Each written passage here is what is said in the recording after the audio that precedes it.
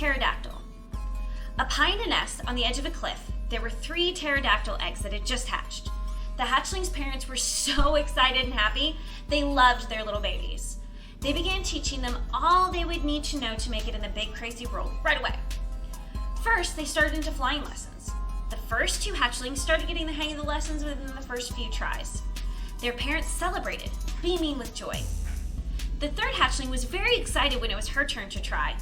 Try she did, over and over, each time crashing in new and more painful ways.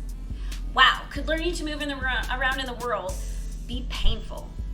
Her parents were not too worried. They assured her that she could get it if she just believed and kept trying. Have confidence, they would say. You have to believe that it is possible. You can do it. Her brothers kept getting better and better as the weeks went by. But the smallest pterodactyl still wasn't seeing themselves get any better at flying. Falling maybe, but not better at flying. I'm too small to get this, she told her parents when she finally decided she'd had enough. I don't want to try anymore. I stink.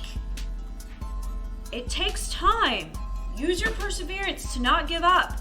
Keep up with the practice and have the confidence to believe that you can, was her level-thinking dad's response. But my brothers are bigger and stronger than me, and they are so much better. I'll never get it because I'm so small, she hollered at him, completely frustrated with her inability to fly. Her father told her, don't keep your focus on how many times you tried. Forget about all that. Learn from the times it didn't go well. Then focus on what you need to do next to get the hang of flying. But I don't know what to do next, she screamed. She knew she shouldn't be letting her emotions control her. She knew that screaming wouldn't help, but she just couldn't stand it. Focus on thinking about the parts you know you have right, her father said calmly. But I don't have any of it right. I'm not good at anything, she said, beginning to calm down and think about what she was saying a little more. You're good at running and jumping, right? Her dad asked. He asked in such a way that made it sound like there was no doubt how good she was at that part. She'd practiced every day for weeks. Yes, she said meekly, feeling a little shy and embarrassed, but still upset. Well, start with that. Run, jump, and try to flap your wings. With enough perseverance, focus, and confidence, you will start to get higher and fly longer, her dad said. At first, you need to build up the muscles, and for some of us, that takes more time and effort than others.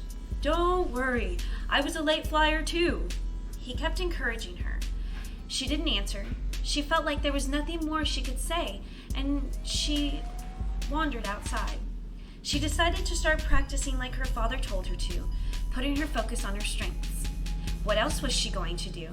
Sit around and feel bad because she couldn't do it? That's not much fun. Soon she was getting up into the air for a little bit at a time, less than a second, but she recognized the feeling in her body, and when she was fully flying for just a moment. The more she started to get her body and wings to work together, coordinating very well, the higher she began to fly and the longer she could stay in the air, just like her dad had said. She couldn't believe he had been right all along. Then she gained the confidence to try tricks and rolls in the air. Soon she was flying circles around her brothers, and they were asking her for flying advice. The end. What did you learn from this story? Remember to have patience with yourself when trying something new. Patience is about accepting things as they are. Remember to have confidence that you can do more than you think. The best way to gain more is a new challenge to beat. Confidence is all about believing in yourself. Remember to focus in on what you're trying to do, breaking it down to the smallest pieces so you can work on just a piece at a time and celebrate each victory along the way. Focus is all about paying attention. And to pay attention, we have to watch with the eyes, listen with the ears, think with the mind, and do the right thing with the body.